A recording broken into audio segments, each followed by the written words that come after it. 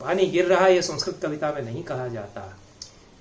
देवा वर्षति कहते हैं, देव बरस रहे हैं बाहर। मुहावरे तो क्लासिकी संस्कृत कविता के हैं। कविता तो संपन्न है, बड़े कवियों की कविता है, लेकिन अनुभव सामंतीय जीवन का नहीं है, रईसों का ठाट बाट का अनुभव नहीं है। 1000 साल पहले जो जीवन था वो थोड़ा बहुत 60-70 साल पहले तक तो था। हमारी स्मृति, हमने जो जीवन देखा है छोटे कस्बों और गांव में, उसमें तो है कि माचिस भी नहीं होती थी तो चूल्हे में अंगारे दबा दिए जाते थे और उनको राख हटा करके शाम को अगर चूल्हा जलाना है तो उसको फूंक फाँक करके फिर से चूल्हा महिलाएं जलाती थी। तो हमेशा घर में अंगारे बचे रहना चाहिए। बिना विश्राम के जारी रुकी कहीं न यात्रा ये, अटक करके शुरू होती रही मेरी ही यात्रा ये। युगों से कितने न जाने जो चलती आ रही कब से, युगेभ्य केभ्य ऐसा सा सुदूराद्वा समारब्धा। युगों से कितने न जाने जो चलती आ रही न जाने कब से, युगांतम वल्लभस्यैषा न चांतम याति यात्रेयम। युगांतों तक चलेगी फिर तो वल्लभ की यात्रा ये। रंग से खून के रंग दी चोली मेरी, अब के कैसी हुई हाय होली तेरी। देश क्या है वही ये वल्लभ जहां, पहले मनती रही हाय होली तेरी।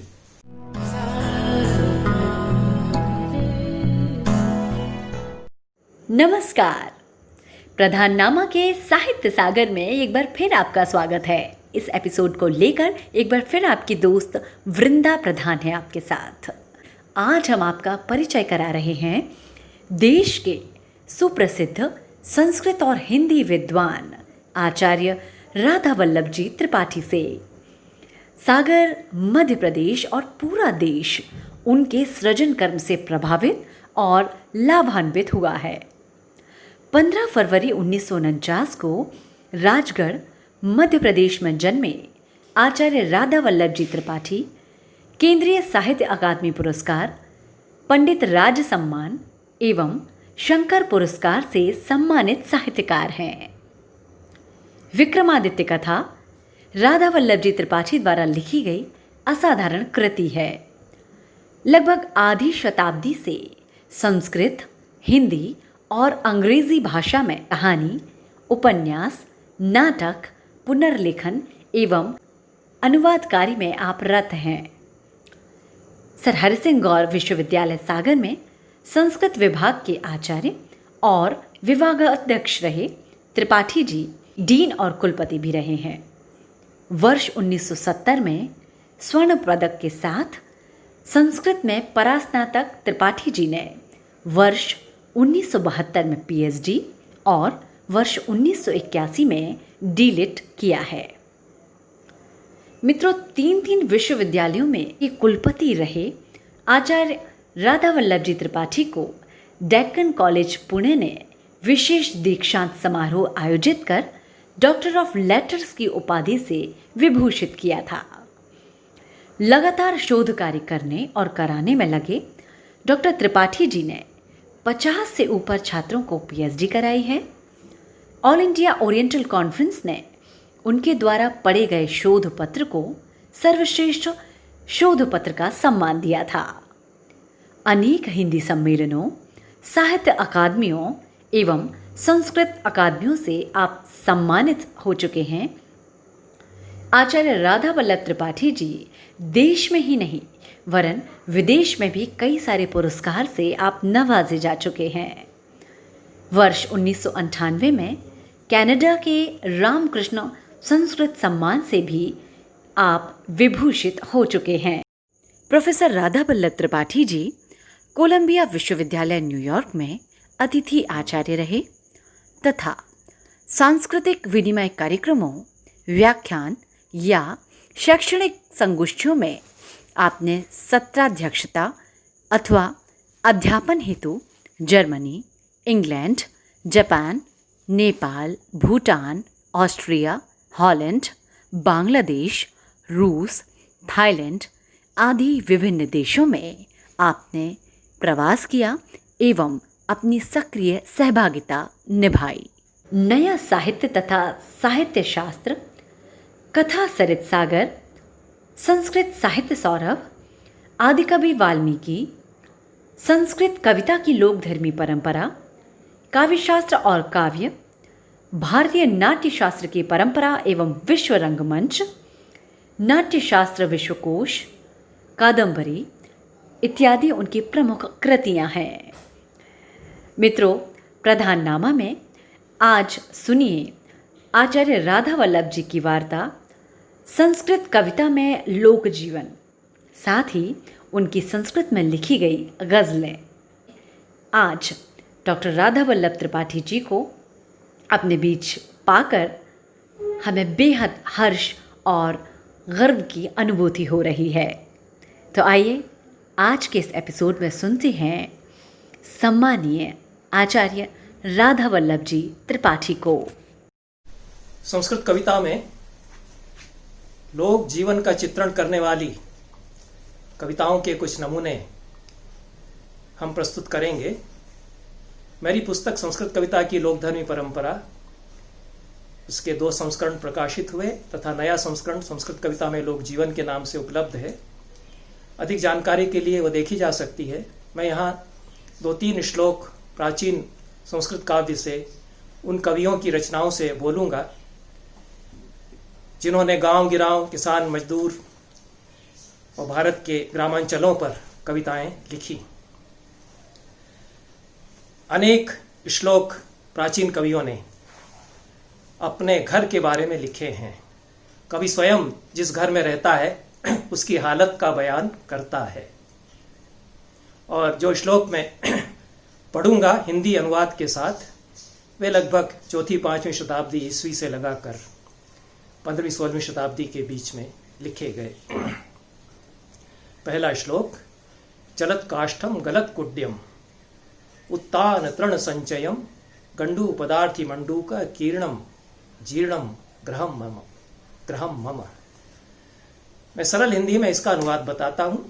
चलत काष्ठम यह मेरा घर है जिसकी की बल्लियां हिल रही हैं। गलत कुड्यम, इसकी दीवारें भीतें गल रही हैं। उत्तान तृण संचयम, इसके फर्श पर घास जगह जगह उगी हुई है। गंडू पदार्थी मंडू का कीर्णम, गंडू कहते हैं केंचुए को। केंचुओं के पीछे पीछे मंडूक या मेंढक इसमें छलांग भरते हुए घुसे चले आते हैं, उनसे भरा हुआ। जीर्णम ग्रहम मम, ऐसा मेरा बहुत पुराना जर्जर यह घर है। एक श्लोक है। दूसरा थोड़ी संपन्न कविता का उदाहरण है। सरल निश्चल भाव से लिखी हुई कविता है, लेकिन बड़े कवि की कविता है जिसमें कि बंध जो भाषा का गुम्फन है और जीवन का अनुभव तो वही है जो मध्य वर्गीय परिवार, निम्न मध्यम वर्गीय परिवार या निम्न वर्ग के परिवार का है। जीवन का दारुण अनुभव और जीवन संघर्ष भी है। उत्सन्नच्छदि रुच्छ्रसद्व्रति गलत भित्ति स्खलन मंडली भ्राम्यत कुंडली हिंड दाकु कुरली प्रक्रीडी भेकावली चंचत चर्म चरौघ पक्षति पुट प्रारब्ध भाम भाम कृति श्रीमत्सेन कुलावतंस भवत शत्रोरिवास्मद ग्रहम। ये कवि कहता है उत्सन्नच्छदि, इसकी जो छाजन है वह टूट फूट गई है।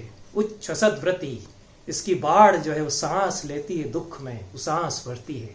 गलत भित्ति, भीतें गल रही हैं। स्खलन मंडली, इसकी नींव तरक गई है। भ्राम्यत कुंडली, इसमें सांप घुस आते हैं, घूमते हैं अंदर। हिंड दाखु, क्योंकि चूहे हैं अंदर, उनको खोजते हुए सांप आते हैं। आखू कहते हैं चूहे को। कुरली प्रक्रीडी भेकावली, मेंढक इसमें छियाछाई खेलते हुए, लुका छुपी खेलते हुए चले आते हैं। चंचत चर्म चरौघ पक्ष की पुटक प्रारब्ध भाम भाम प्रति, चमगादड़ कोई घुस आती है तो भाएं भाएं की आवाज होती है इस घर में। ये 3 लाइनें हुई। चौथी लाइन है श्रीमत्सेन कुलावतंस भवत शत्रोरिवास्मद ग्रहम। हे महाराज, हमारा घर वैसा ही है जैसा आपके दुश्मन का होना था। भवतः शत्रोरिव अस्मद ग्रहम, आपके दुश्मन के जैसा, आपके दुश्मनों के घर जैसा हमारा घर। दूसरा श्लोक हुआ। बहुत सारे श्लोक बच्चों पर, गृहिणियों पर लिखे गए। एक श्लोक पहले उसी घर के बारे में एक दूसरे कवि का है। हस्तप्राप्य तृणोज्जिताः प्रतिपयो वृत्तिस्खलद्भित्तयो दूरालंबित दारुदन्तुर्मुखाः वस्त्राभाव विलीन सत्रपवधू दत्तार्गला निर्गिरः त्यजन्ते चिरशून्य विभ्रम भृतः भिक्षाचरैर्नो ग्रहाः हस्तप्राप्य तृणोज्जिताः। जगह जगह घास फर्श पर उगाई है, ये तो बात और कवि भी कहते हैं। प्रतिपयो वृत्तिस्खलत भित्तयः, प्रतिपयो वृत्ति, हर बारिश में भीतें कुछ न कुछ गिर जाती हैं। दूरालंबित दारुदन्तुर मुखाः, इनकी जो बल्लियां हैं वो झुक आई हैं, तो दांत निपोरता हुआ हमारा घर ये लगता है। और वस्त्राभाव, ये बहुत, तीसरी जो लाइन है वो बहुत मार्मिक अनुभव है जीवन का। वस्त्राभाव विलीन सत्रप वधू दत्तार गला निर्गिरह, वस्त्राभाव के कारण, तन पर ढंग के कपड़े न होने के कारण अपने ही शरीर में विलीन होती जा रही घर की बहू के द्वारा दत्तार गला निर्गिरह, जब जब मैं घर के बाहर जाता हूं तो झट से साकल वह चढ़ा लेती है। दत्तार गला, अर्गला कहते हैं साकल को, ताकि दरवाजा खुले तो कोई देख न ले अंदर क्या हालत है। त्यजन्ते चिरशून्य विभ्रम भ्रतः भिक्षाचरैर्नो ग्रहाः, चिरशून्य विभ्रम भ्रतः, बहुत समय से इनके विलास विभ्रम हास परिहास इस घर में बंद है। और भिक्षाचरैः त्यजन्ते नो ग्रहाः, भिखारी इस घर को दूर से ही देखकर आगे बढ़ जाते हैं।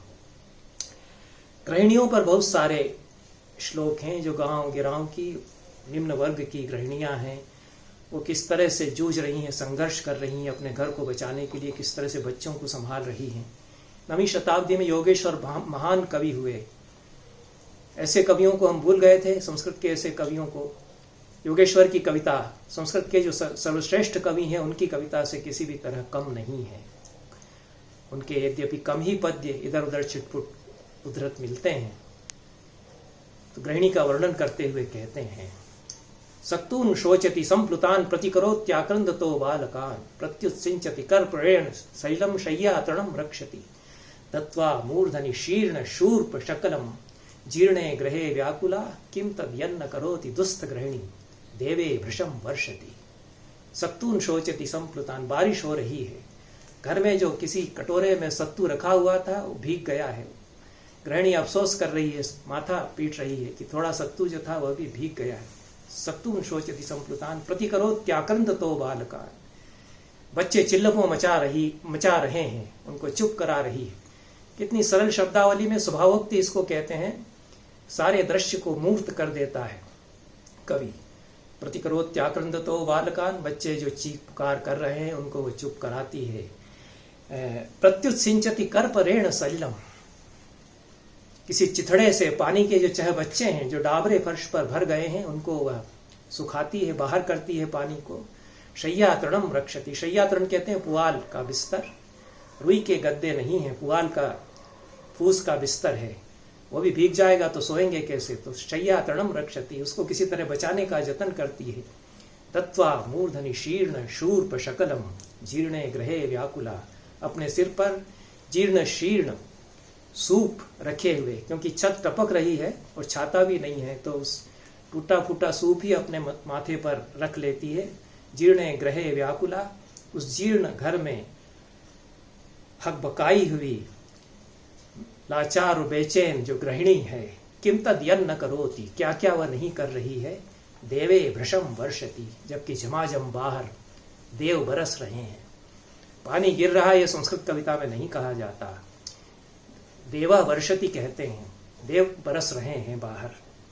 मुहावरे तो क्लासिकी संस्कृत कविता के हैं, कविता तो संपन्न है, बड़े कवियों की कविता है, लेकिन अनुभव सामंतीय जीवन का नहीं है, रईसों का ठाट बाट का अनुभव नहीं है, उदात्त जीवन का अनुभव नहीं है, संघर्ष का और गरीबी का अनुभव है।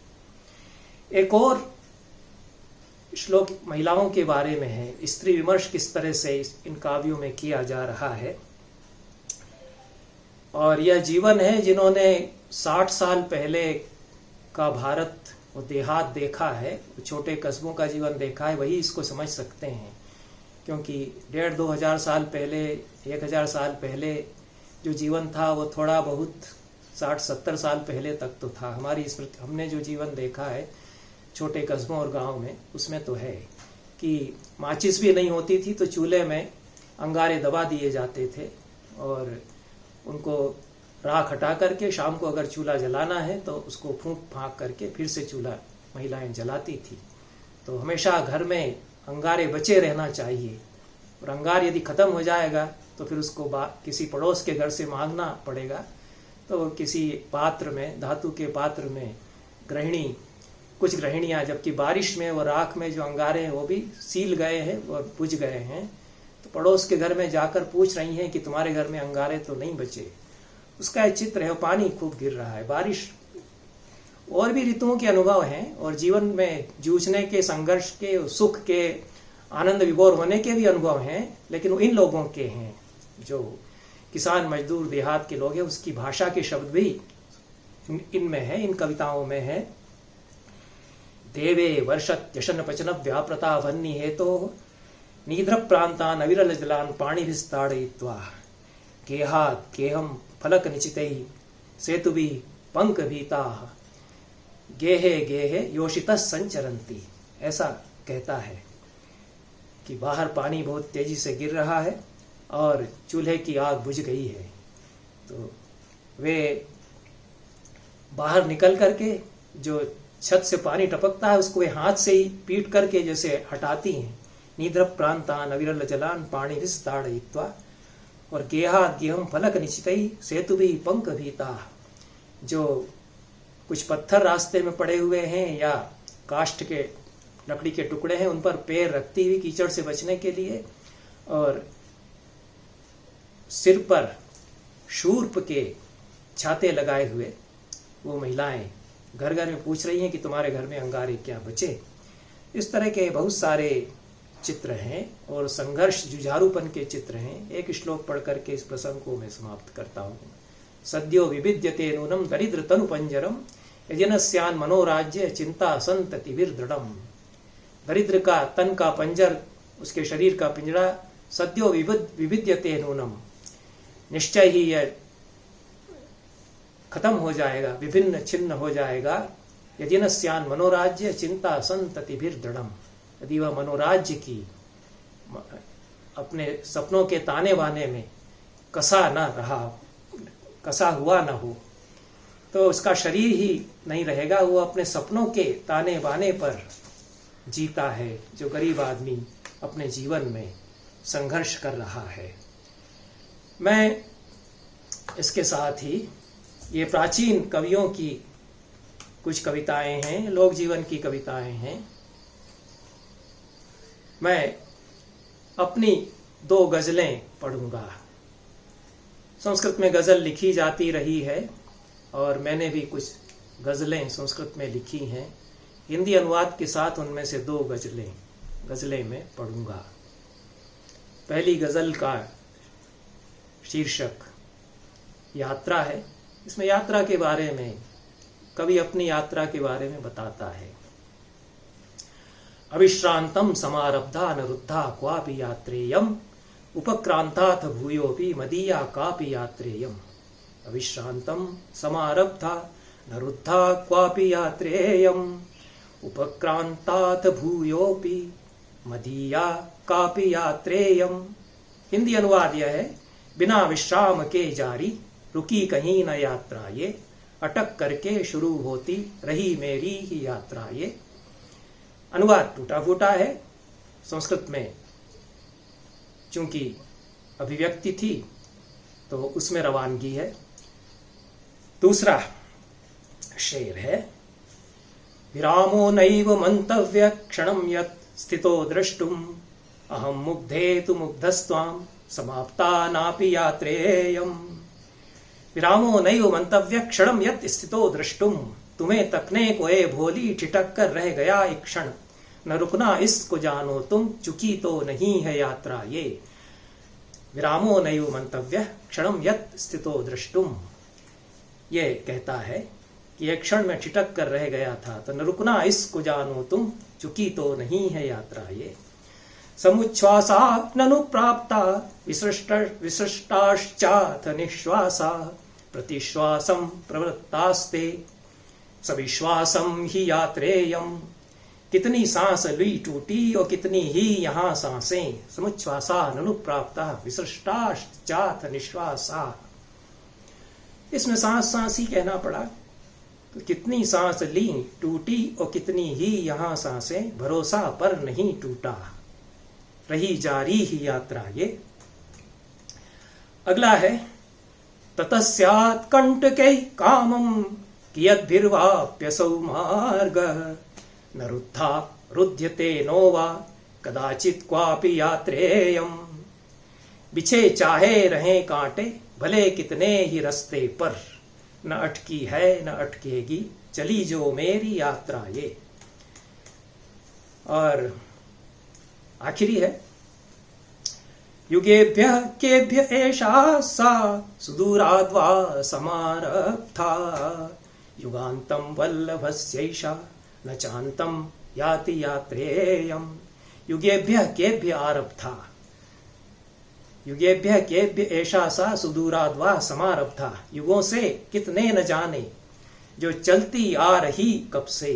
युगेभ्यः केभ्य ऐसा सा सुदूराद्वा समारब्धा। युगों से कितने न जाने जो चलती आ रही न जाने कब से। युगांतम वल्लभस्यैषा न चांतम याति यात्रेयम। युगांतों तक चलेगी फिर तो वल्लभ की यात्रा ये। एक समाप्त हुई। एक गजल हमने लिखी है इसी साल होली पर, 10 मार्च के दिन, धुलेंडी के दिन बल्कि कहना चाहिए। और होली के कुछ दिन पहले ही अत्यंत दुखदाई घटनाएं हुई।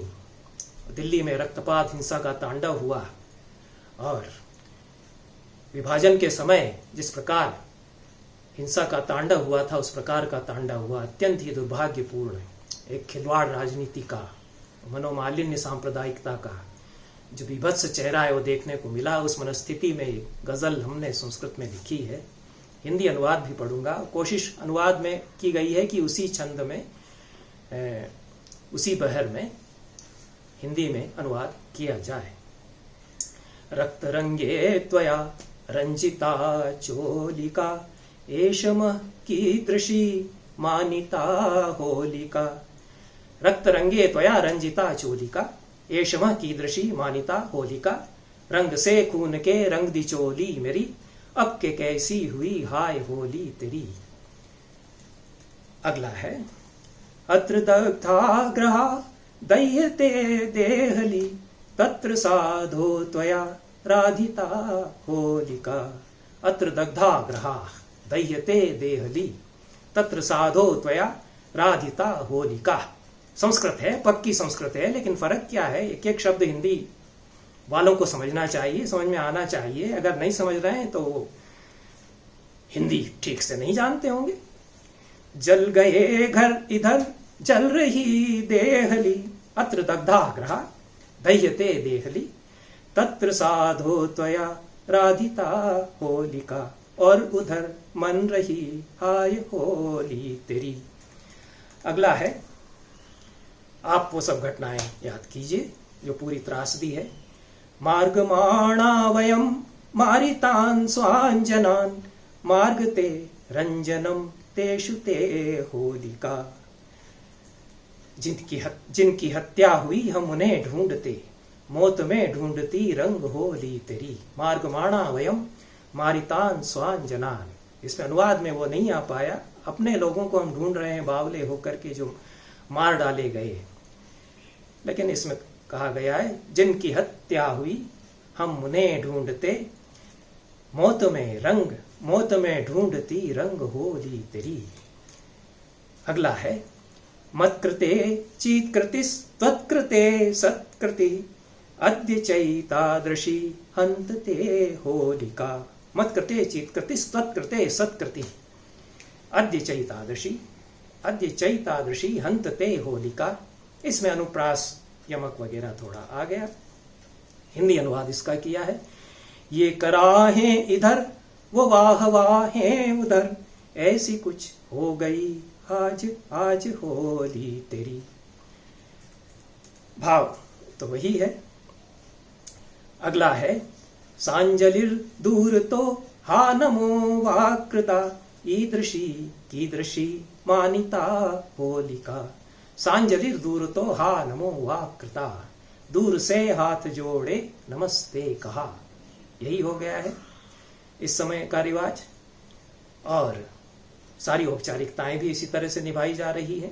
तो सांजलिर दूर तो हा नमो वाकृता, ईदृशी कीदृशी मानिता होलिका, दूर से हाथ जोड़े नमस्ते कहा, ऐसे कैसी मनी हाय होली तेरी। आखिरी है एष देशस्य ए वास्ति किं वल्लभ, यत्र पूर्वं त्वया साधिता होलिका। एष देशः स एवास्ति किं वल्लभ, देश क्या है यही ये वल्लभ जहां, देश क्या है वही ये वल्लभ जहां, यत्र पूर्वम त्वया साधिता होलिका, पहले मनती रही हाय होली तेरी। बहुत बहुत धन्यवाद। नमस्कार।